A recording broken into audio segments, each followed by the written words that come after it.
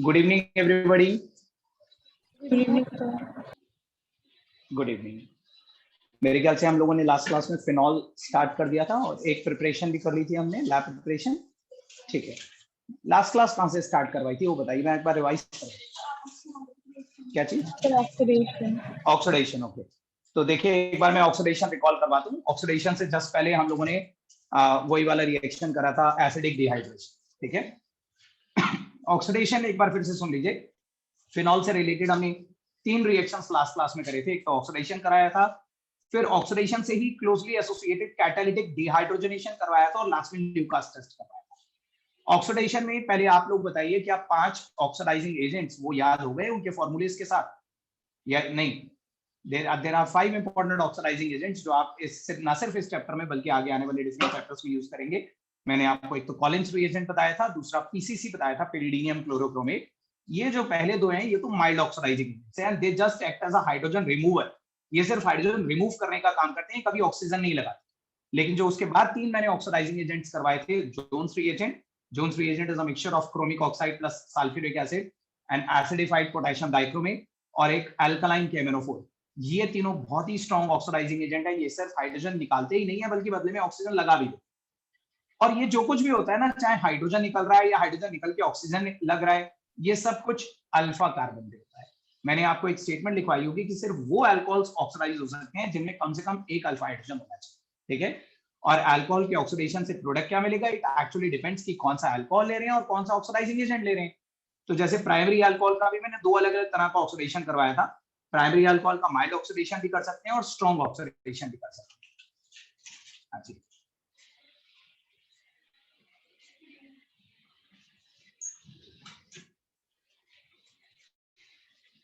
किसी भी रो में अंदर चलो। So देखिए, primary alcohols upon mild oxidation produce aldehydes, while upon strong oxidation they produce carboxylic acid with same number of carbon atoms. Secondary alcohols में अगर आप ध्यान दें तो सिर्फ एक ही अल्फा हाइड्रोजन होता है, और क्योंकि there is only a presence of single alpha hydrogen तो they can be just one oxidise, वो एक ही तरह से ऑक्सीडाइज हो सकते हैं। सेकेंडरी अल्कोहल पे इट डजंट मैटर कि हम स्ट्रॉन्ग ऑक्सीडाइजिंग एजेंट यूज करते हैं या माइल्ड ऑक्सीडाइजिंग एजेंट यूज करते हैं, उनमें सिर्फ हाइड्रोजन का रिमूवल ही होगा, बदले में ऑक्सीजन का एडिशन नहीं होगा। हाइड्रोजन निकल के ऑक्सीजन कब ऐड हो सकती है? जब 2 हाइड्रोजन निकल सकते हैं। अगर 2 हाइड्रोजन निकल पाएंगे तो डबल बॉन्ड ओ लग जाएगा, लेकिन एक सिंगल हाइड्रोजन निकलने से डबल बॉन्ड ओ नहीं लग सकता। तो ये याद रखिएगा, जिस कार्बन पे एक सिंगल हाइड्रोजन ही होगा ना, वो सिर्फ हाइड्रोजन एलिमिनेशन अंडरगो करेगा, ऑक्सीजन एडिशन नहीं होगी उसका। याद समझ रहे हो मेरे ओनली बताने से या नहीं? मैंने आपको ये बताया था कि ये जो सेकेंडरी अल्कोहल है, this is a secondary alcohol. यहाँ पे बस एक ही एच है अल्फा कार्बन पे, एक एच यहाँ से निकल जाएगा, एक एच यहाँ से निकल जाएगा और यहाँ डबल बॉन्ड हो जाएगा, कीटोन्स बन जाएंगे। तो secondary alcohol can just be oxidised to ketones with any kind of oxidising agent, चाहे स्ट्रॉन्ग ले लीजिए या वीक ले लीजिए। और टर्शियरी अल्कोहल्स, टर्शियरी अल्कोहल पे तो अल्फा हाइड्रोजन होता ही नहीं है। देखिए, this is a tertiary alcohol, this doesn't contain alpha hydrogen. तो tertiary alcohols are actually completely resistant towards oxidation. Mild oxidising agent से तो कुछ होगा ही नहीं। स्ट्रॉन्ग ऑक्सीडाइजिंग एजेंट से भी तब होगा जब प्रोलॉन्ग्ड ट्रीटमेंट करवाएंगे, which is called vigorous oxidation. तो जब आप कोई बहुत ही strong oxidising agent for over a prolonged period of time इसके ऊपर यूज करेंगे, तब जाके भी ये डिहाइड्रेट होंगे, ऑक्सीडाइज तब भी नहीं होंगे। इनमें होगा क्या कि अल्फा कार्बन पे से OH निकल जाएगा और बीटा कार्बन पे से एक H निकल जाएगा और अल्फा और बीटा आपस में डबल बॉन्ड बना देंगे। ठीक है, तो ये मैंने ऑक्सीडेशन में करवाया था। उसके बाद catalytic dehydrogenation was almost the similar reaction. मैंने आपको बताया था ऑक्सीडेशन और कैटालिटिक डिहाइड्रोजनेशन बात तो एक ही होती है, दोनों में हाइड्रोजन का रिमूवल करा जाता है। लेकिन कैटालिटिक ऑक्सीडेशन हम नाम तब देते हैं जब हम कोई ऑक्सीडाइजिंग एजेंट यूज करते हैं। कैटालिटिक डिहाइड्रोजनेशन नाम तब दे देते हैं जब हम कोई ऑक्सीडाइजिंग एजेंट यूज नहीं करते बल्कि कैटलिस्ट यूज करते हैं, कैटलिस्ट की प्रेजेंस में हीट कर देते हैं। और कैटलिस्ट भी कौन सा? कॉपर। कॉपर की प्रेजेंस में हमेशा हाइड्रोजन निकाली जाती है, और अगर हाइड्रोजन ऐड करनी है तो निकल, प्लैटिनम और पैलेडियम जैसे कैटलिस्ट यूज करेगा। ठीक है, तो हमने प्राइमरी, सेकेंडरी और टर्शियरी अल्कोहल्स को जब कॉपर की प्रेजेंस में 300 डिग्री सेल्सियस यानी कि 573 केल्विन पे हीट करा था, इधर 573 केल्विन पे हीट करा था, तो हमने देखा था वही हुआ था। प्राइमरी अल्कोहल से एल्डिहाइड्स मिले थे, सेकेंडरी अल्कोहल से कीटोन्स, और टर्शियरी अल्कोहल ने फिर डिहाइड्रेशन अंडरगो करके एल्कीन बनाया। और लास्टली मैंने आपको ल्यूकास टेस्ट करवाया था। Lucas test is a test to distinguish between the primary, secondary and tertiary alcohols. Khushi copy में बिना देखे मुझे बताइए ल्यूकास रिएजेंट का फॉर्मूला क्या होता है?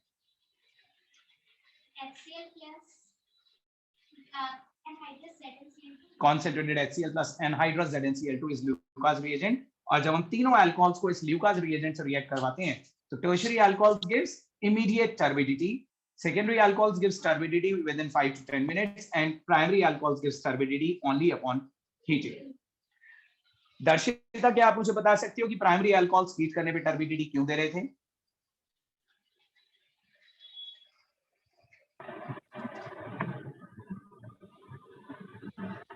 Yes दर्शिता?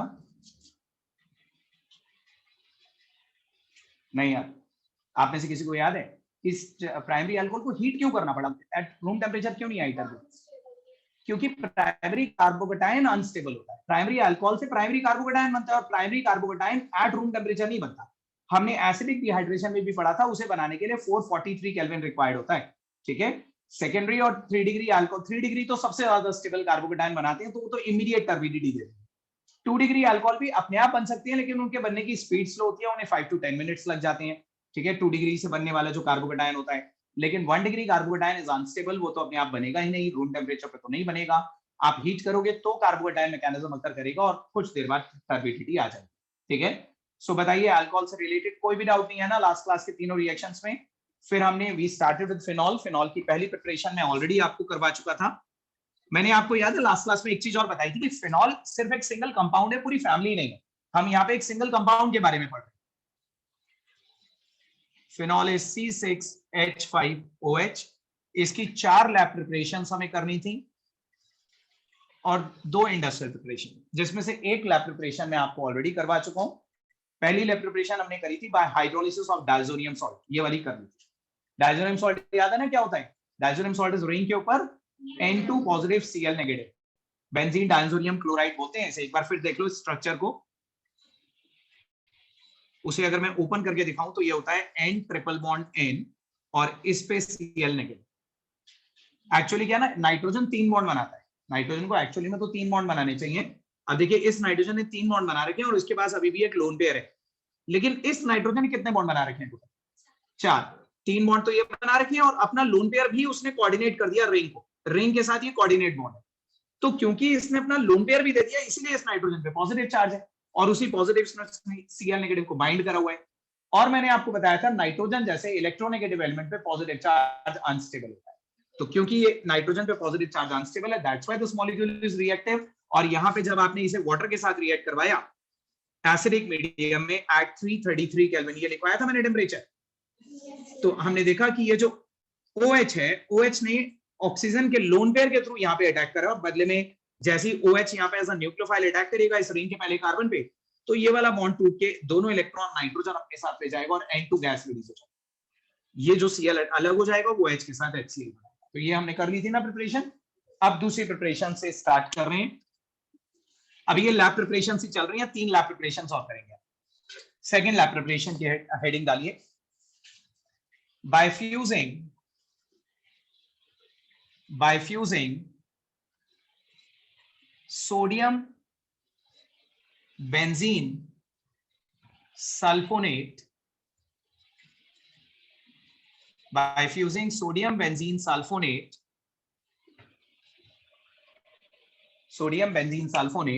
with concentrated NaOH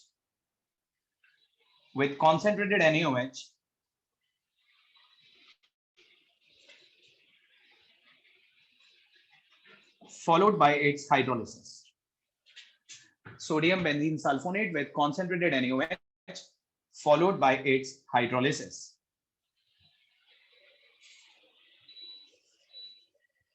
Concentrated NaOH followed by its hydrolysis.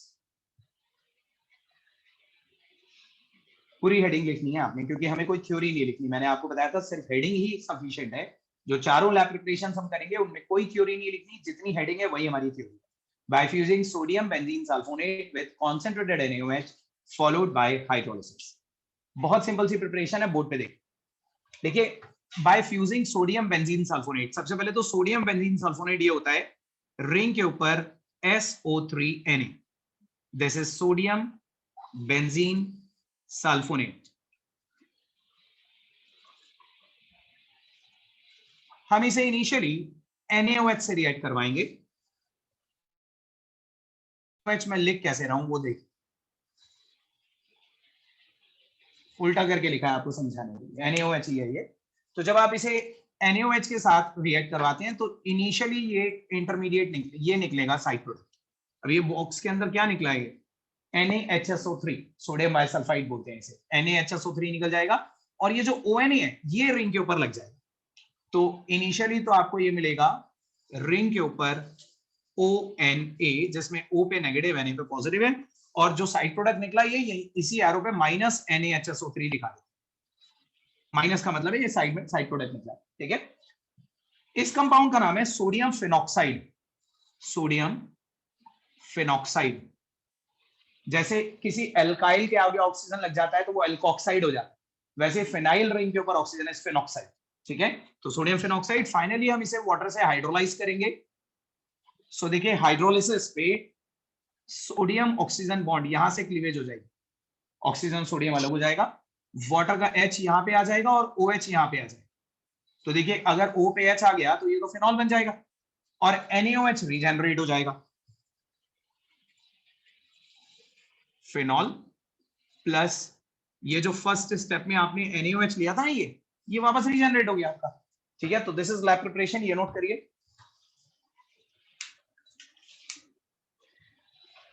Vrinda door close कर दो।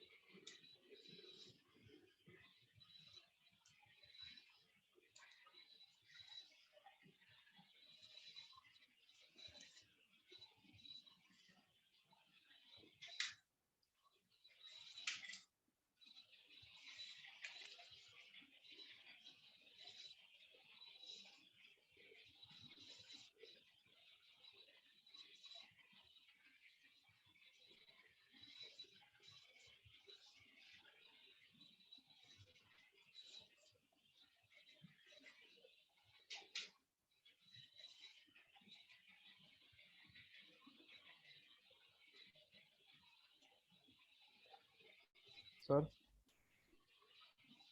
यस कर। sir, can you please explain again? हाँ जी, Sir, एक और बार बता दो।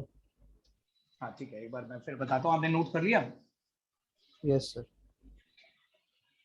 देखिए गर्व, this is the lab preparation of phenol, और लैब प्रिपरेशन ऑफ फिनॉल में ये जो हमारा स्टार्टिंग मटेरियल है इसका नाम है सोडियम बेंजीन सल्फोनेट। इसमें रिंग के ऊपर SO3Na लगा हुआ है।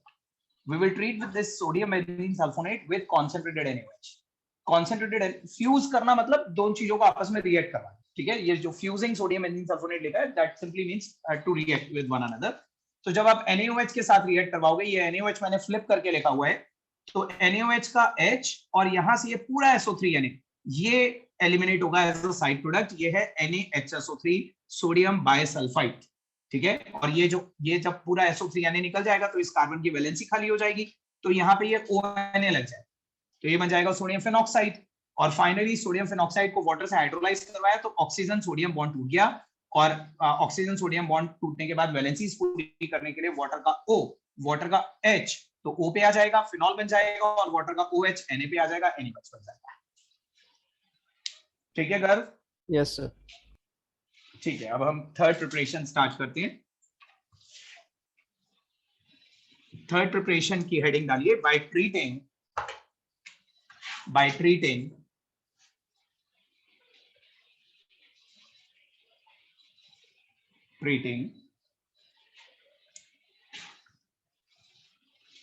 sodium salt of salicylic acid, sodium salt of salicylic acid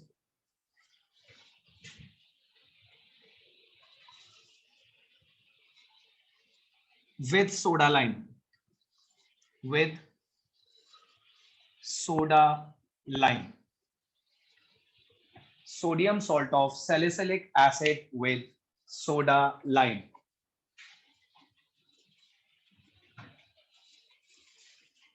can anybody tell me कि सैलिसिलिक एसिड क्या होता है? कभी सुना है आप लोगों ने पहले या आज पहली बार सुन रहे? सैलिसिलिक एसिड सुना है लेकिन फॉर्मूला नहीं मालूम। और किसी ने? सोडा लाइम मालूम है? That is a common thing, वो तो मालूम होगा। हर्षित बताओ।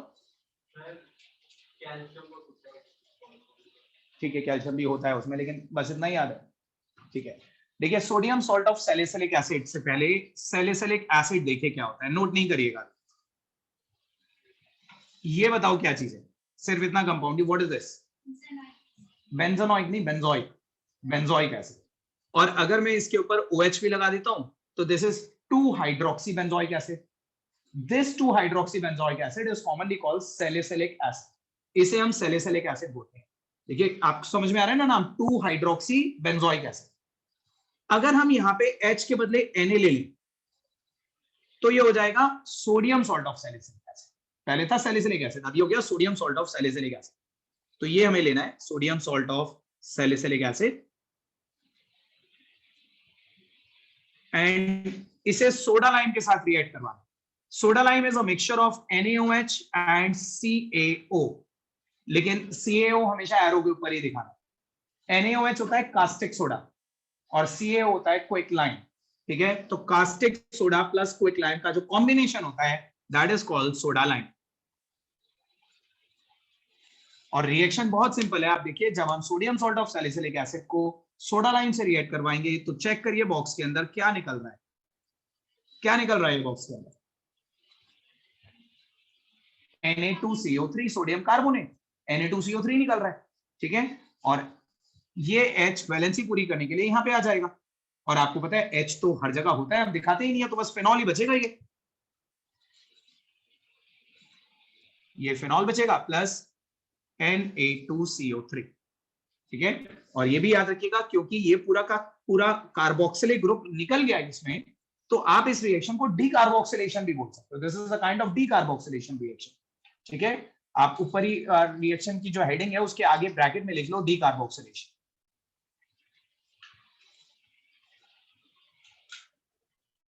सब लोग बताइए समझ में आया जो ऑनलाइन है? Yes, sir. Yes, sir. Sodium salt of salicylic acid को सोडा लाइम से डीकार्बोक्सिलेट कराया।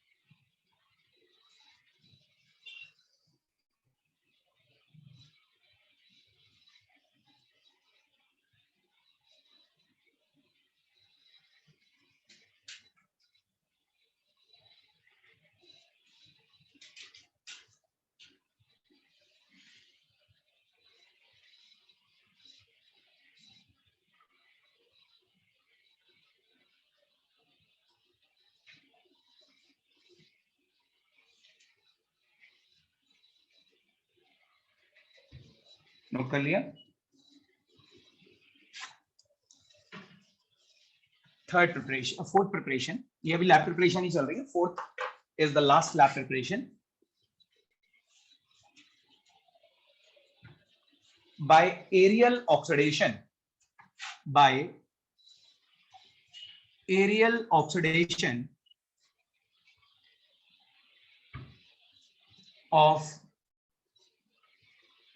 Grignard reagent, aerial oxidation of Grignard, Grignard, Grignard reagent, aerial oxidation of Grignard reagent followed by its hydrolysis. Aerial oxidation of Grignard reagent followed by its hydrolysis.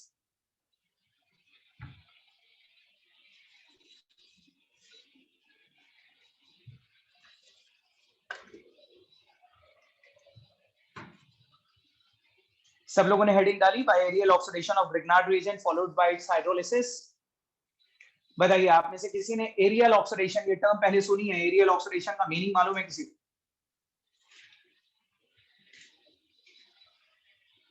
Anybody? Anubhav, Vishesh, Yashika, Gauri? No, sir. Sir एयर आप में और से किसी को मालूम है? Oxygen और ऑक्सीडेशन। बिल्कुल सर। देखिए, some materials, some compounds are very sensitive towards oxidation. कुछ कंपाउंड ऐसे होते हैं जो बहुत ज्यादा सेंसिटिव होते हैं टुवर्ड्स ऑक्सीडेशन, इतने सेंसिटिव कि उन्हें हमें ऑक्सीडाइज करना नहीं पड़ता। आप बस उन्हें ओपन में रख दीजिए, वो अपने आप ही ऑक्सीडाइज हो जाए, बिकॉज ओपन में एयर होती है, ऑक्सीजन होती है। So when something upon keeping in air get oxidise, so that is called aerial oxidation. Air में रखने पे ऑक्सीडाइज हो जाना is called aerial oxidation. And Grignard reagent is one such compound, aromatic Grignard reagent. Aliphatic की बात नहीं कर रहा, जो अभी तक आपने पढ़ी है ना RNGX, वो एलिफेटिक था। अब हमें RNGX नहीं लेना, अब हमें रिंग के ऊपर MgX लेना, रिंग के ऊपर MgX। ये जो एरोमेटिक ग्रिग्नार्ड रिएजेंट होते हैं ना, they are very sensitive towards aerial oxidation. इन्हें अगर आप ओपन में एयर में रखा छोड़ देंगे तो ये ऑक्सीडाइज्ड हो जाएंगे। कैसे होंगे वो मैं बता रहा हूं, पहले मुझे इसका नाम बताइए, क्या नाम होगा इसका? इन तीनों चीजों का नाम इसी ऑर्डर में बोल दो। बेंजीन नहीं बोलते। जब रिंग पे बॉन्ड बन गया होता है ना, तो फिर वो benzene Benzyl, magnesium bromide. Benzyl तो बिल्कुल भी नहीं। बेंजाइल किसने बोला? Phenyl, sorry sir. बेंजाइल, हाँ फिनाइल। बेंजाइल तो रिंग के ऊपर CH2 लगता है तब बेंजाइल होता है, ये फिनाइल है। Phenyl magnesium bromide. देखिए, जब इस फिनाइल मैग्नीशियम ब्रोमाइड को आप एयर में रखेंगे, देख लीजिएगा पहले, तो हाफ O2 एयर में ऑक्सीजन से ऑक्सीडाइज होगा, और क्या पोर्शन ऑक्सीडाइज होगा? इसका जो रिंग है ना, ये ऑक्सीडाइज होगा। ये रिंग अभी फिनाइल है, इट विल बिकम फिनॉक्सी, ये ऐसी हो जाएगी OMgBr। रिंग और Mg के बीच में यहां पे O आ जाएगा। Phenyl magnesium bromide upon keeping in air will become phenoxy magnesium bromide. और इस फिनॉक्सी मैग्नीशियम ब्रोमाइड को मैं नीचे दिखा देता हूं अगला स्टेप। जब आप हाइड्रोलाइज करेंगे, हाइड्रोलाइसिस पे हमेशा याद रखना, ये जो पोलर बॉन्ड होता है मेटल और नॉन मेटल के बीच में, वो टूट जाता है। तो ऑक्सीजन पे आ जाएगा H और Mg पे आ जाएगा OH, वाटर का। तो आप देखिए, लेफ्ट वाला पोर्शन तो फिनॉल अलग हो रहा है, रिंग के ऊपर O पे H आ जाएगा तो फिनॉल, प्लस साइड प्रोडक्ट में MgBrOH, मैग्नीशियम हाइड्रोक्सी ब्रोमाइड। तो ये aerial oxidation of Grignard reagent followed by its hydrolysis. ये नोट करिए, this is another lab preparation of phenol.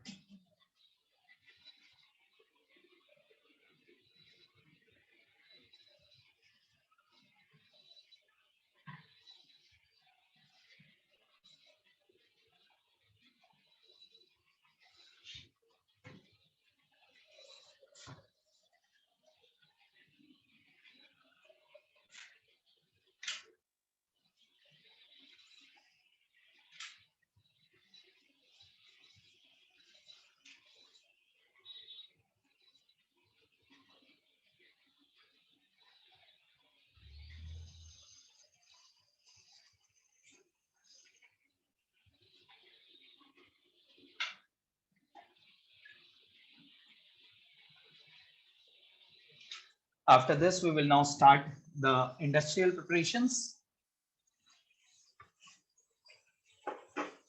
इसे नोट करने के बाद next reading industrial preparations.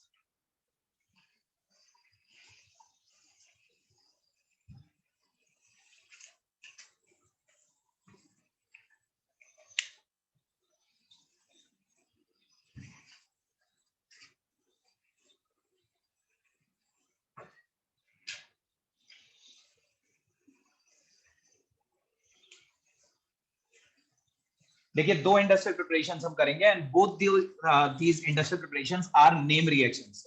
Name reactions उन्हें बोलते हैं जो किसी साइंटिस्ट के नाम पे या किसी पर्टिकुलर कंपाउंड के नाम पे कई बार रख दिए जाते हैं। तो सबसे पहली प्रिपरेशन है डाउस प्रोसेस, DOW, डाउस प्रोसेस।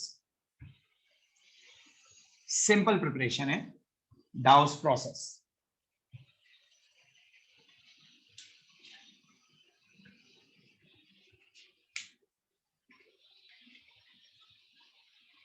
लिखिए इसमें when chlorobenzene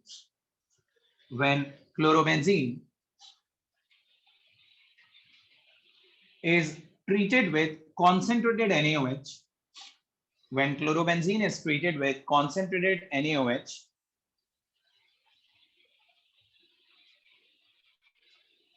at about 623 Kelvin, and 300 atm pressure,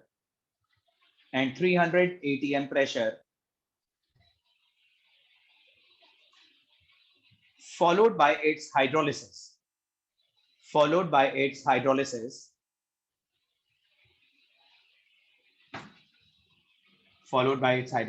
then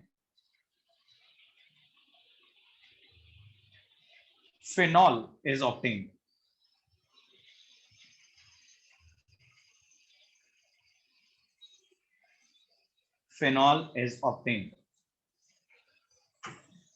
देखिए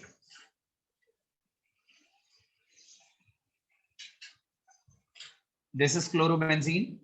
सबसे पहले स्टेप में हम इसे कॉन्सेंट्रेटेड NaOH, अगेन मैं फ्लिप करके लिख रहा हूं NaOH को HONA, this should be concentrated. NaOH के साथ रिएक्ट करवाएंगे at about 623 kelvin and 300 atmospheric pressure. सबसे पहले स्टेप में HCl निकलेगा एज अ साइड प्रोडक्ट और ONA रिंग के ऊपर लग जाएगा.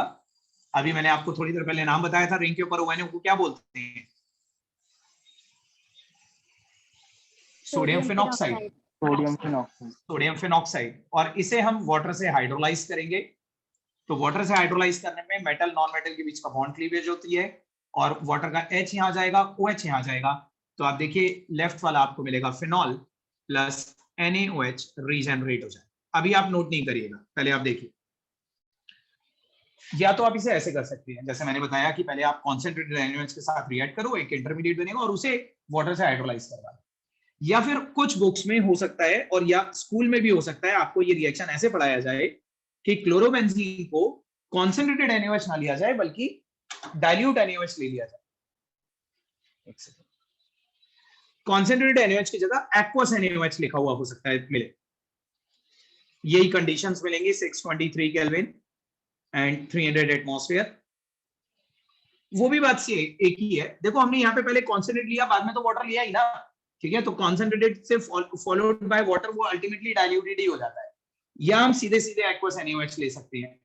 यहाँ पे भी यही होगा कि ये OH नेगेटिव इस पे अटैक करके Cl को सब्स्टिट्यूट कर देगा, एक ही स्टेप में बन जाएगा. फिर फिनॉक्साइड नहीं दिखाना आपने, फिर तो ये सीधे OH नेगेटिव यहाँ अटैक करेगा, ये Cl सब्स्टिट्यूट हो जाएगा और रिंग के ऊपर OH लग. अब आप लोग बताओ, ये आपको रिएक्शन कुछ पढ़ा पढ़ा सा लग रहा है? सब बताइए, जो ऑनलाइन है वो बताइए, कुछ देखा हुआ सा लग रहा है ये या ये वही रिएक्शन है जिसमें मैंने आपको बताया भी था कि हम टेम्परेचर क्यों लेते हैं और प्रेशर क्यों लेते हैं. प्रेशर का अलग रीजन और टेम्परेचर का अलग रीजन. याद आ रहा है किसी को? yes, देखिए ये रिंग अपने आप में न्यूक्लियोफिलिक होती है और ये OH भी एक न्यूक्लियोफाइल है और ये न्यूक्लियोफाइल इस रिंग की तरफ जाता नहीं है, तो हमें we have to forcefully push it using high pressure. याद आ रहा है वो रिएक्शन? और ये हाई टेम्परेचर क्यों लेते थे? To break the partial double bond character. और किसी को ये भी याद है कि ये conditions these are difficult to be attend in lab, तो हम इन कंडीशन को इजियर बनाने के लिए क्या करते थे? हम रिंग पे NO2 लगा देते. पहले हमने एक NO2 लगाया था तो 443 पे होने लगा था, 2 NO2 लगाए थे तो 368 पे और 3 NO2 लगा दिए थे तो रूम टेम्परेचर पे वाटर से ही हो गया. ये वही वाला रिएक्शन. ठीक है, ये एक्चुअली एक इंडस्ट्रियल प्रिपरेशन ऑफ फिनॉल की तरह यूज करा जाता है और जब इसे इंडस्ट्रियल प्रिपरेशन की तरह पढ़ाया जाता है तब इसका नाम डाउस प्रोसेस होता है. तो ये आप ऊपर वाला नोट कर लीजिए.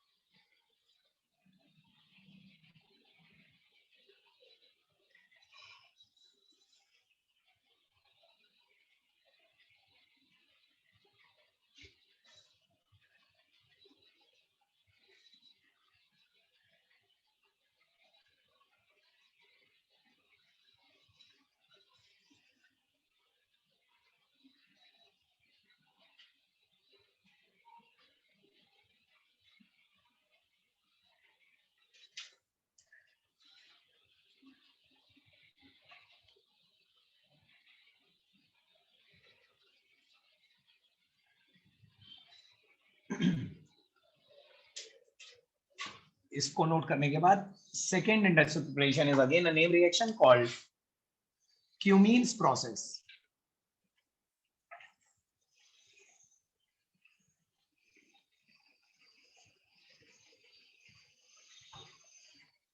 Cummins process.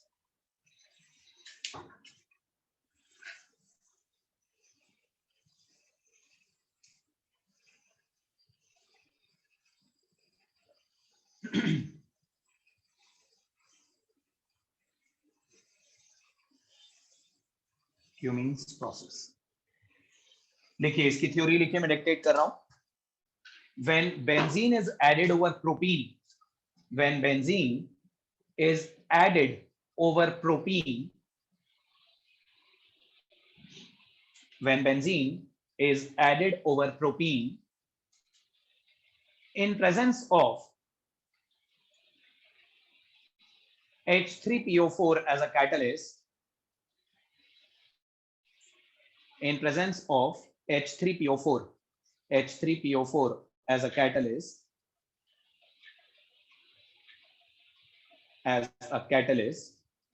then isopropyl benzene is obtained. Isopropyl benzene is obtained, which upon aerial oxidation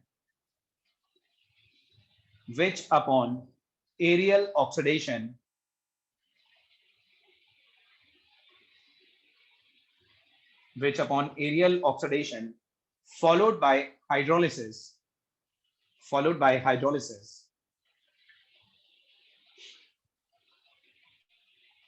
produce phenol along with acetone.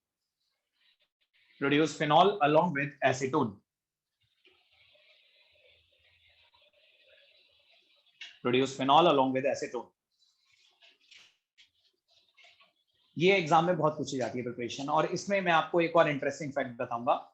सब लोग बताइए नेम रिएक्शंस मालूम है किसे कहते हैं? जो किसी साइंटिस्ट के नाम पे यूजुअली रखे गए हैं, जैसे डाउस प्रोसेस, ल्यूकास टेस्ट और बहुत सारे आप पहले पढ़ चुके हो. ठीक है, ये भी एक नेम रिएक्शन है, लेकिन ये जो नाम आपको सुनाई दे रहा है किसी साइंटिस्ट का नाम नहीं है. क्यूमीन, ये इस रिएक्शन में बनने वाले पहले प्रोडक्ट का नाम. कई बार कुछ कॉमन नेम्स होते हैं कंपाउंड के, उनके नाम पे भी रिएक्शन का नाम रख दिया जाता है. Cumene is the name of a compound. कौन सा कंपाउंड है वो देखिए ध्यान से. रिएक्शन थोड़ा बड़ा है, आप अभी साथ में नोट मत करना, पहले देखिए. This is propene, CH3CH double bond CH2, and this is benzene in presence of H3PO4 as a catalyst. आपको पता है एल्कीन्स के ऊपर एडिशन रिएक्शंस होते हैं. मतलब इस टाइप के रिएक्शन होते हैं कि एक पाई बॉन्ड टूटता है और एक चीज इस पे आके ऐड हो जाती है, एक चीज इस पे आके ऐड हो जाती है. And addition by default follow the Markovnikov rule. Markovnikov rule follow होता है. मार्कोनिकॉफ रूल के अकॉर्डिंग H उस कार्बन पे जाता है जिस पर ज्यादा हाइड्रोजन. तो देखिए जो बेंजीन है, आपको मालूम है बेंजीन के हर कार्बन पे एक H होता है. मैं इसे ऐसे दिखा सकता हूं, बेंजीन ही है ये. ठीक है, तो यहाँ ये बेंजीन का एडिशन होगा इस डबल बॉन्ड. इसमें क्या होगा कि ये जो H है, ये वाला H, ये निकल के तो इस कॉर्नर वाले कार्बन पे आ जाएगा जिस पे ज्यादा H है, और बाकी बची फिनाइल रिंग C6H5 वो इस बीच वाले कार्बन पे आ जाएगा. तो बेंजीन का एडिशन हो रहा है. बेंजीन में से एक H निकल के यहाँ चला गया और बाकी बचा फिनाइल, वो सेंटर वाले कार्बन पे आ गया. तो आप देखिए आपको ये मिलेगा CH3CH और बीच वाले कार्बन पे रिंग. पहले तो बताइए ये सबको समझ में आया कि नहीं? आ गया. इस कंपाउंड का कॉमन नेम होता है isopropyl benzene, and this is also known as cumene. Cumene बोलते हैं इसे. इस कंपाउंड को कॉमन नेम में क्यूमीन कहा जाता है. आपको पता है ये 3 कार्बन मतलब प्रोपाइल, और 3 कार्बन में भी अगर कॉर्नर वाले कार्बन पे ब्रांचिंग होती है तो बोलते हैं एन प्रोपाइल, लेकिन बीच वाले कार्बन पे ब्रांचिंग है तो बोलते हैं आइसोप्रोपाइल. आइसो मतलब एक ऐसा सेकेंडरी कार्बन जो दोनों तरफ से सिमेट्रिकल होता है. मैंने बताया होगा आपको पहले. तो ये आइसोप्रोपाइल बेंजीन है. अब देखो सेकंड स्टेप में उसी कंपाउंड को मैं दोबारा बना रहा हूं. क्या मैं उसी आइसोप्रोपाइल बेंजीन को ऐसे लिख सकता हूं? चेक करिए, ये वही आइसोप्रोपाइल बेंजीन है कि नहीं? CH3 CH ये आगे ना दिखा के मैंने ऊपर दिखा दिया, this is the isopropyl benzene, cumene ही है। ये क्यूमीन भी एयर सेंसिटिव मटेरियल होता है, ऑक्सीडाइज हो जाता है एयर में रखने पे। तो अगर आप इसे कुछ देर के लिए एयर में रखेंगे तो this will undergo aerial oxidation. ये जो O2 है, ये C और H के बीच में ये वाला जो बॉन्ड है CH बॉन्ड, इसको ऐसे ऑक्सीडाइज कर दो। ऊपर CH3 एज इट इज है, पीछे वाला CH3 भी एज इट इज है, लेकिन ये OOH, C और H के बीच में OO ये आ गया। लेकिन एक चीज ध्यान दीजिएगा, ये जो COOH है यहां से यहां तक, ये COOH, ये कार्बोक्सिलिक एसिड वाला COH नहीं है, उसमें तो C डबल बॉन्ड OH होता है कार्बोक्सिलिक एसिड में। आप में से किसी को मालूम है जब भी दो ऑक्सीजन के बीच में सिंगल बॉन्ड होता है तो इस लिंकेज को परऑक्साइड लिंकेज कहा जाता है। This is a Yes, peroxide sir. Linkage. तो इस कंपाउंड का नाम है क्यूमीन हाइड्रोपरऑक्साइड, हाइड्रोपरऑक्साइड। और एक लास्ट स्टेप मैं इसी के नीचे दिखा देता हूं, इसी के नीचे आप बस इसे वाटर से हाइड्रोलाइज करेंगे। हाइड्रोलिसिस पे ना इसके अंदर एक रीअरेंजमेंट होगी, एक तो ये वाला बॉन्ड टूटेगा, ऑक्सीजन ऑक्सीजन बॉन्ड, और एक रिंग और कार्बन के बीच का बॉन्ड टूटेगा, ये वाला, ये दो बॉन्ड्स क्लिक होंगे। तो अब देखिए ये जो कॉर्नर से OH अलग हो रहा है ना, ये OH तो आ जाएगा रिंग पे, फिनॉल, और ये वाला कार्बन और ये वाला ऑक्सीजन, ये कार्बन और ये ऑक्सीजन आपस में डबल बॉन्ड बना के अपनी वैलेंसी पूरी कर लेंगे, क्योंकि इधर से ऑक्सीजन का भी आगे बॉन्ड टूटा है, कार्बन का भी नीचे बॉन्ड टूटा है, तो ये आपस में डबल बॉन्ड बना लेंगे। तो ये पोर्शन क्या अलग हो रहा है ऊपर से, अगर ये डबल बॉन्ड आ जाएगा, acetone CH3 C double bond O CH3 और OH आ गया रिंग के ऊपर। तो एक तो आपको मिलेगा फिनॉल प्लस एक मिलेगा एसीटोन, और इस रिएक्शन की यही इंपॉर्टेंस है। देखिए 1:1 के रेशियो में मिलते हैं, मतलब जितना फिनॉल मिलेगा उतना ही एसीटोन भी मिलेगा। तो इस रिएक्शन की यही इंपॉर्टेंस है कि this reaction is used as an industrial preparation for both phenol as well as acetone. ये सिर्फ फिनॉल की इंडस्ट्रियल प्रिपरेशन नहीं है, अगले चैप्टर में जब मैं आपको एल्डिहाइड एंड कीटोन करवाऊंगा तो कीटोन की भी इंडस्ट्रियल प्रिपरेशन आपको यही करवाई जाएगी। ठीक है, इसमें हम दोनों को सेपरेट आउट कर लेंगे, कीटोन अलग यूज हो जाएगा, फिनॉल अलग यूज हो जाएगा। इससे फिनॉल की प्रिपरेशन नहीं है, एसीटोन की भी प्रिपरेशन है। ठीक है, तो ये नोट करिए।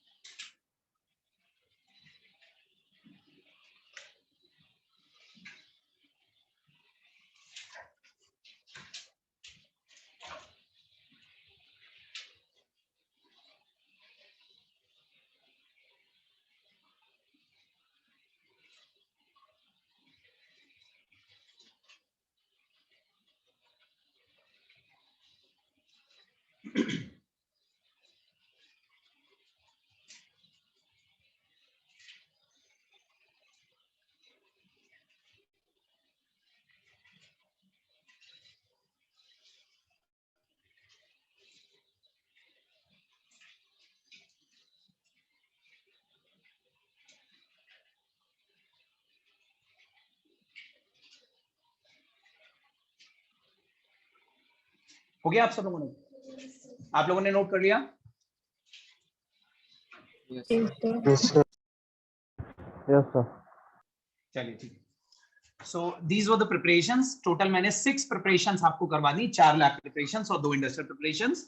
अब फिजिकल प्रॉपर्टीज हेडिंग डालिए। Physical properties.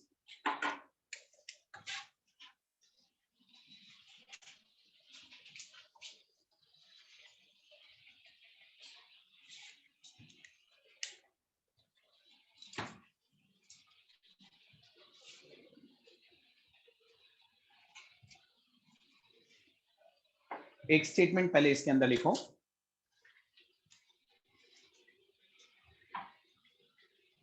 The unsubstituted phenol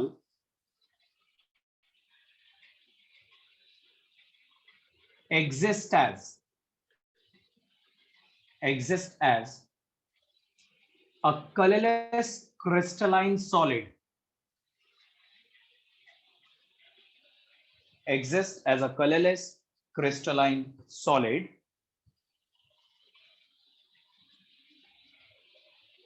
but depending upon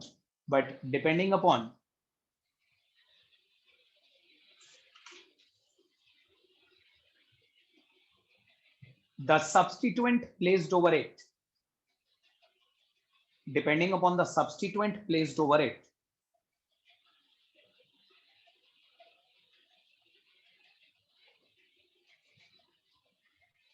depending upon the substituent placed over it के आगे कॉमा लगाइए। The substituted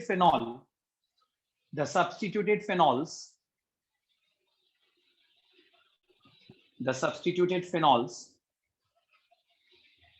may also exist as liquid. Substituted phenols may also exist as liquids.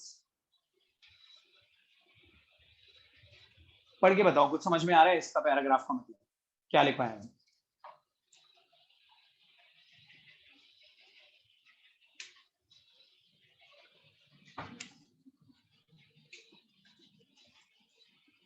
देखिए, अगर हम सिर्फ इतना portion देखें जितना आपको नजर आ रहा है, तो ये तो सिर्फ और सिर्फ फिनॉल है। इस फिनॉल पे मैंने रिंग के ऊपर कोई सब्स्टिट्यूशन नहीं लगा रहा। This is just an unsubstituted phenol. Unsubstituted मतलब एक ऐसा फिनॉल जिसकी रिंग पे कुछ और नहीं लगा। अगर हम सिर्फ इसकी बात करें, दिस मच फिनॉल, तो ये तो सॉलिड होता है। This is a colourless solid. अच्छा, आपको मालूम है जब हम कलरलेस बोलते हैं तो क्या होता है? कलरलेस कौन सा कलर होता है? नहीं, colourless is not trans. Solids generally बहुत रेयरली आपको ट्रांसपेरेंट सॉल्ट्स मिलेंगे। कलरलेस मतलब व्हाइट। जब कोई चीज व्हाइट होती है तो उसे कलरलेस, ठीक है। ब्लैक और व्हाइट को हम कलर नहीं मानते। Black and white are basically the mixture of colours, ठीक है। Otherwise red, green, black, blue, red, green, yellow, वो सब कलर है, ठीक है। तो व्हाइट, अगर जब हम कलरलेस बोलते हैं ना, तो हम व्हाइट की बात करते हैं। जैसे टेबल सॉल्ट होता है घर में, जो नमक यूज करते हैं, वो कलरलेस, ठीक है। सो ये तो pure phenol in its unsubstituted form, ये तो सॉलिड होता है। लेकिन depending upon the kind of substitutions, मान लीजिए मैं आपको पहले रीजन समझा। ये एक फिनॉल है, ये इसके बराबर में एक और फिनॉल, फिर इसके बराबर में एक और फिनॉल। ये वेरियस फिनोलिक मॉलिक्यूल्स ना आपस में इंटरमॉलिक्यूलर हाइड्रोजन बॉन्ड्स के थ्रू जुड़ जाते हैं। इसका पोलर हाइड्रोजन, इसके हाइड्रोजन पे पार्शियल पॉजिटिव है, इसके ऑक्सीजन पे पार्शियल नेगेटिव है, तो ये आपस में अटैच हो जाएंगे हाइड्रोजन बॉन्ड, फिर ये इससे, फिर उससे। तो because of very strong association ये फिनॉल तो सॉलिड होता है। लेकिन depending upon the kind of substitution कि आप इस रिंग के ऊपर कुछ लगा दो, और डिपेंडिंग अपॉन कि आपने क्या लगाया है, तो हो सकता है कई बार ये लिक्विड भी एग्जिस्ट करने लग जाए। जैसे मान लीजिए मैं इसकी बात करता हूं, अगर मैं यहाँ पे NO2 लगा देता हूं, तो ये यहाँ पे NO2 लगने से ना अब ये हाइड्रोजन बॉन्डिंग बननी बंद हो जाएगी। अब ये हाइड्रोजन बॉन्डिंग नहीं बन पाएगी। अब क्या होगा, ये NO2 में and double bond O coordinate bond हो, ऐसे है ये। तो ये हाइड्रोजन इतनी दूर क्यों जाएगा? जब ये बराबर में इसे ऑक्सीजन मिलेगा तो अपने मॉलिक्यूल में इस ऑक्सीजन से इंट्रा मॉलिक्यूलर हाइड्रोजन बॉन्ड बना देगा। वो थे एक मॉलिक्यूल जब दूसरे मॉलिक्यूल से बनाते हैं तो होता है इंटर मॉलिक्यूल। इंटर मॉलिक्यूल में जब वेरियस मॉलिक्यूल आपस में जुड़ जाते हैं तो चीजें टाइटली पैक्ड हो जाती हैं, सॉलिडिफाइड हो जाती है। लेकिन अब बराबर में NO2 लगाने की वजह से अब ये सामने वाले से नहीं बनाएगा, अब तो ये अपने अंदर ही एक दूसरे से बना लेंगे। तो इसकी वजह से अब ये सामने वाले से नहीं बना रहा, तो अब ये सॉलिड नहीं रह जाएगा, अब ये लिक्विड हो जाएगा। तो मैंने आपको ये लिखवाया, depending upon the kind of substitution phenol में exist as a liquid, substituted phenol. लेकिन एक अनसब्स्टिट्यूटेड फिनॉल जिसमें रिंग के ऊपर सिर्फ OH होता है वो तो सॉलिड होता है। बताइए आपको इतनी बात समझ में आ गई अच्छी तरह? सब लोग जो ऑनलाइन है उन्हें बताइए समझ में आया? Yes, sir. Yes, sir. ठीक है। अब देखिए सबसे पहले हम दो ही प्रॉपर्टी पढ़ते हैं हमेशा इसमें, बॉइलिंग पॉइंट्स हेडिंग डालिए, boiling point slash melting point दोनों तरह से लिख लो। पहली प्रॉपर्टी है boiling points and melting points, क्योंकि ये सॉलिड है ना तो इसमें हम मेल्टिंग पॉइंट वर्ड भी यूज कर लेते हैं।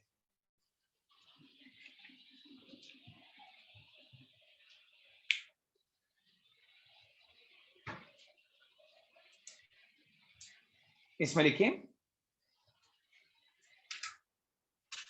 phenol has very high melting and boiling points. Phenol has very high melting and boiling points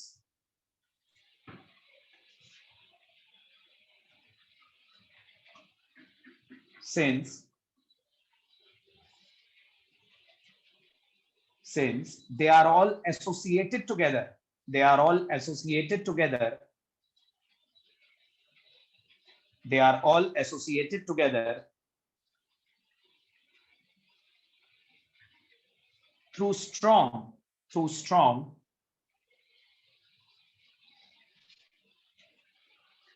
intermolecular hydrogen bonds.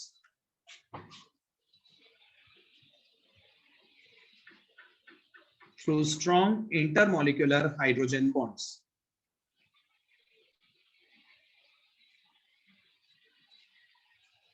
आप हाइड्रोजन बॉन्ड अपने आप मत बनाइएगा, मैं बनाकर दिखाऊंगा। पहले आपने ध्यान दिया मैंने क्या लिखा है कि फिनॉल के मेल्टिंग पॉइंट्स और बॉइलिंग पॉइंट्स बहुत हाई होंगे, क्योंकि फिनॉल के वेरियस मॉलिक्यूल्स आपस में क्लोजली एसोसिएट होते हैं हाइड्रोजन बॉन्डिंग की वजह से। बॉइलिंग और मेल्टिंग के वक्त हमें करना क्या होता है, एक मॉलिक्यूल को दूसरे मॉलिक्यूल से दूर करना होता है, और दूर करना मुश्किल हो जाएगा अगर वो बहुत स्ट्रांगली एसोसिएट है। अभी मैंने आपको एक आइडिया भी दिया था फिनॉल हाइड्रोजन बॉन्ड कैसे बनाते हैं, लेकिन एक्चुअली में ऐसे बनाते हैं। देखिए जब भी आपको एग्जाम में एक फिनॉल का दूसरे फिनॉल के साथ हाइड्रोजन बॉन्ड बनाना होगा तो आप एक फिनॉल की रिंग नीचे, दूसरे फिनॉल की रिंग ऊपर, फिर तीसरे की नीचे, ऐसे रेंडमली ऑल्टरनेटिवली आप फिनॉल्स की रिंग को अरेंज करेंगे, because in order to overcome the hindrance and to attain a more symmetrical pattern, जब फिनॉल आपस में एसोसिएट होते हैं तो ऑटोमेटिकली वो रिंग अपनी अपोजिट डायरेक्शंस में अलाइन कर लेते हैं। अगर सारी रिंग एक तरफ आ गई ना तो वो साइड हिंडर्ड हो जाएगी और सिमेट्रिकल भी नहीं आएगा पैटर्न। तो इससे क्या होता है, हिंड्रेंस भी अवॉइड होती है और एक सिमेट्रिकल एक यूनिफॉर्म पैटर्न भी बनता है। तो फिनॉल के बीच में हाइड्रोजन बॉन्ड आपको हमेशा इस तरह से दिखा। क्लियर है सबको? ये नोट करिए। Yes, sir. ये नोट करिए।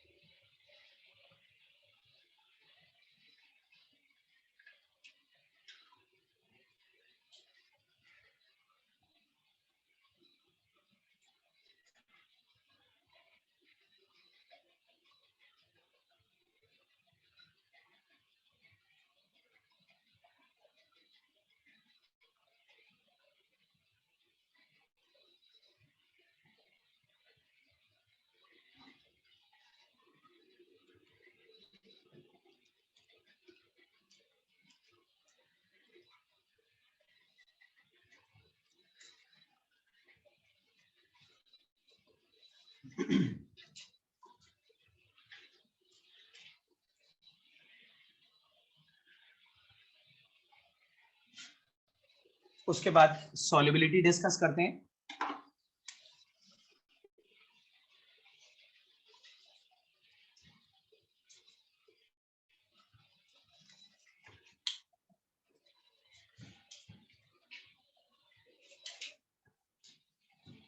सॉल्युबिलिटी में आप बताइए सोच के, अब तक तो आपको आ जाना चाहिए कि कोई कंपाउंड सॉल्युबल होता है या नहीं होता, देख के कैसे पता चलता है।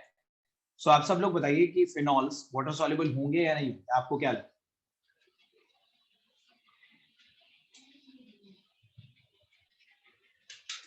सब लोग बताओ।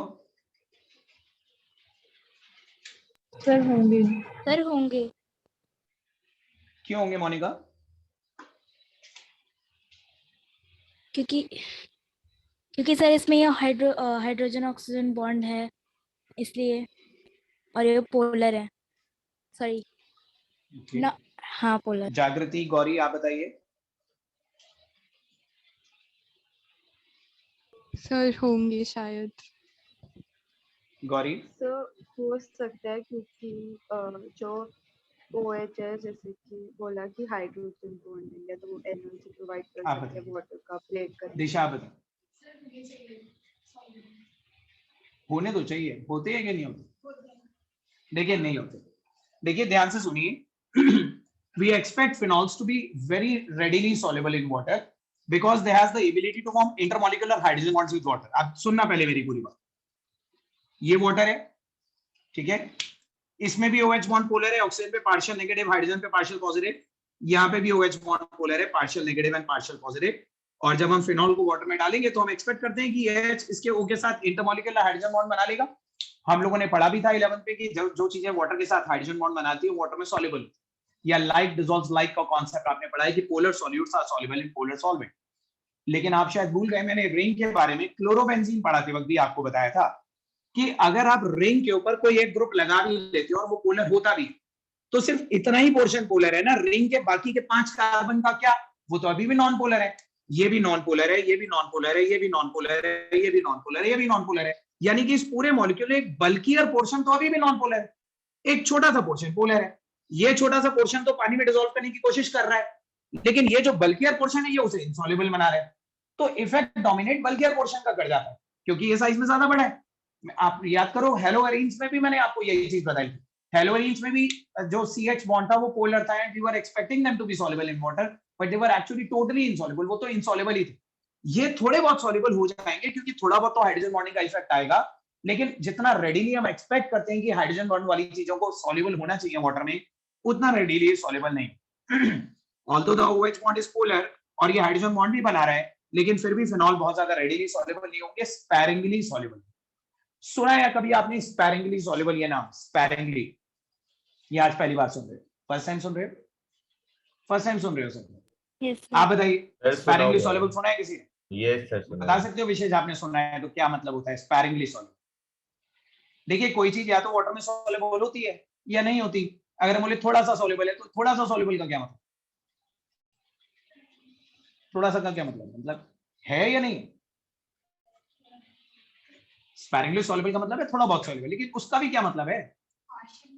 मतलब उसका मतलब क्या है पार्शियली? क्या कहना चाहते हो पार्शियली से? मतलब कि उसकी सैचुरेटेड सॉल्यूशन बड़ी जल्दी बन जाएगी। मान लीजिए एक ग्लास ऑफ वाटर में मैं 1 स्पून शुगर मिलाता हूँ, वो डिसॉल्व हो गई, फिर मैं 1 स्पून और मिला देता हूँ, वो भी डिसॉल्व हो गई। ऐसे एक एक करके मैंने 10 स्पून मिला दी, वो डिसॉल्व हो गए। 10 स्पून के बाद वाटर सैचुरेट हो गई। अब आप 11वां स्पून नहीं मिला सकते, वो मिलाओगे तो नीचे बैठ जाएगा। तो 10 स्पून तो मिल गए ना कम से कम, इसका मतलब शुगर की सॉल्युबिलिटी बहुत अच्छी है। 10 स्पून जाके फिर जाके सैचुरेट हुआ। लेकिन फिनॉल क्या है, आप पहला स्पून डालोगे उसी से सैचुरेट हो जाएगा, 10 स्पून डालने का मौका भी नहीं मिलेगा। तो हम कहेंगे ये स्पैरिंगली सॉल्युबल है। ये है तो, लेकिन 10 स्पून नहीं डिसॉल्व हो रहे शुगर की तरह, 1 स्पून डिसॉल्व हो रहा है, ठीक है। तो सॉल्युबल है लेकिन कम सॉल्युबल है, बहुत जल्दी सैचुरेट हो जाता है वाटर, ज्यादा अमाउंट आप डिसॉल्व नहीं करता। तो समझ रहे हो ना स्पैरिंगली सॉल्युबल का मतलब? तो फिनॉल ऐसा ही है कि बहुत कम सॉल्युबल होता है, थोड़ा बहुत सॉल्युबल होगा, वाटर सैचुरेट हो जाएगा, उसके आगे का फिनॉल डिसॉल्व होना बंद हो जाएगा। कम सॉल्युबल क्यों है? क्योंकि ये जो रिंग का नॉन पोलर बल्कियर नेचर है, ये इसके पोलर कैरेक्टर को मास्क करता है। मास्क मतलब इसके ऊपर डोमिनेट कर जाता है। सब लोग बताइए, समझ में आ रहा है? ऑनलाइन समझ में आ रहा है या नहीं? Yes, sir. देखिए, लेकिन although the OH bond in phenol is polar, although the OH bond in phenol is polar,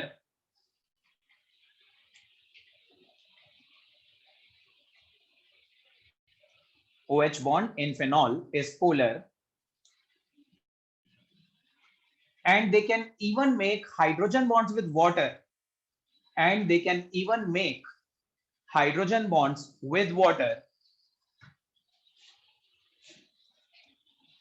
They can even make hydrogen bonds with water. Yet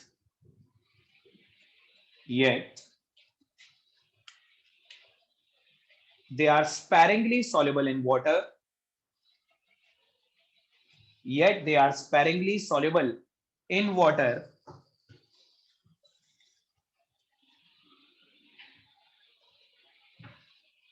sparingly soluble in water since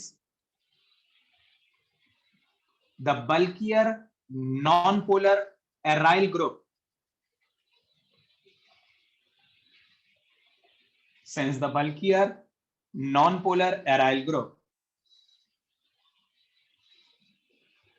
tends to mask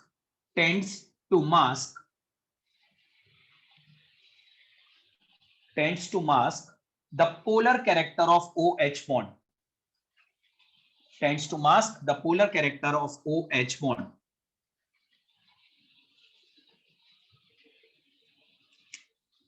Tends to mask the polar character of OH bond. और ये hydrogen bond तो फिर भी बनाना ही है, ये बना लीजिए.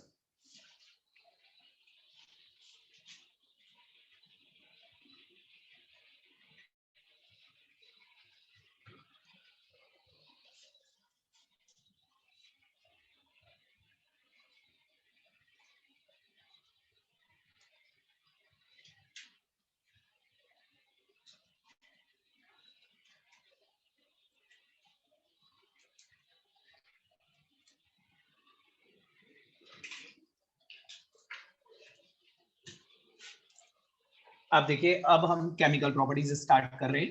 Chemical properties heading डाल लीजिए.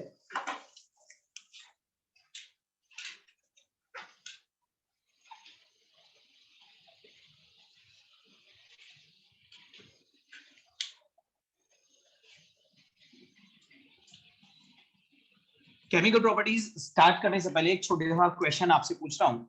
आप देखिए, ये हमने अल्कोहल्स पढ़े थे इससे पहले, ROH, और अब हम पढ़ रहे हैं फिनॉल, रिंग के ऊपर OH. अल्कोहल में अगर आपको याद हो तो दो कैटेगरीज ऑफ रिएक्शंस हमने डिस्कस करे थे. एक वो कैटेगरी जिनमें OH बॉन्ड टूटता था और एक वो कैटेगरी जिनमें OR बॉन्ड टूटता था. बिल्कुल वैसे ही क्या यहाँ पे भी हमें वो दोनों कैटेगरीज देखने को मिलेंगी? फिनॉल में OH बॉन्ड क्लीवेज वाले रिएक्शन और फिनॉल में रिंग ऑक्सीजन बॉन्ड क्लीवेज वाले रिएक्शन. ये आपको लगता है नहीं, अब दो कैटेगरी नहीं होंगी, अब कोई एक ही. राइट. फिनॉल में मैं आपको बता देता हूं, फिनॉल सिर्फ OH बॉन्ड क्लीवेज वाली कैटेगरी एग्जिबिट करते हैं. They never undergo the RO bond cleavage category. बता सकते हो क्यों? और कोई बता सकता है? आप बताइए, हैंड रेज करिए, कोई बता सकता है कि जब इनमें OR बॉन्ड क्लीवेज होता है तो इनमें O रिंग बॉन्ड क्लीवेज क्यों नहीं हो सकता? चर्चित. The partial double bond between C and O. बताइए हर्षित. नहीं, वो नहीं है. रीजन ये है कि यहाँ पे रेजोनेंस की वजह से एक डबल बॉन्ड कैरेक्टर आ जाएगा, and double bond character is difficult to be broken. ठीक है. अब फिनॉल जब रेजोनेंस शो करेगा, लोन पेयर नीचे भेजेगा तो यहाँ पे डबल बॉन्ड आ जाएगा, and double bond is always difficult to be broken. यहाँ पे कोई रेजोनेंस नहीं. ठीक है. तो ये याद रखिएगा, रिंग और ऑक्सीजन का बॉन्ड क्लीवेज हमेशा मुश्किल है. ये तो होते ही नहीं है इस टाइप के रिएक्शन, क्योंकि यहाँ डबल बॉन्ड कैरेक्टर होगा. हम फिनॉल में दो कैटेगरीज देखेंगे. There is another category. दो कैटेगरीज ऑफ रिएक्शन देखेंगे, ध्यान से सुनिएगा. मैं यहाँ पे फिनॉल लगा देता हूँ. तो फिनॉल में एक कैटेगरी ऑफ रिएक्शन तो हम ये देखेंगे जिनमें यहाँ से बॉन्ड टूटेगा, H हट जाएगा और H के बदले कुछ और लग जाएगा. और दूसरी कैटेगरी होगी reactions over the ring. Reactions over the ring मतलब फिनॉल एज इट इज रहेगा, रिंग के ऑर्थो और पैरा पे कोई चीज आके अटैक करेगी, जिसे हम बोलते हैं इलेक्ट्रोफिलिक सब्स्टिट्यूशन. ठीक है. तो सेकंड कैटेगरी हम वो देखेंगे. तो ये हम नेक्स्ट क्लास में स्टार्ट करेंगे केमिकल प्रॉपर्टीज. ठीक है. और ये जो मैंने अभी आपको बताया, ये बात लिखवा भी दूंगा नेक्स्ट क्लास में. सो इतना कर लीजिए आप लोग. Good evening everybody. Good evening, sir.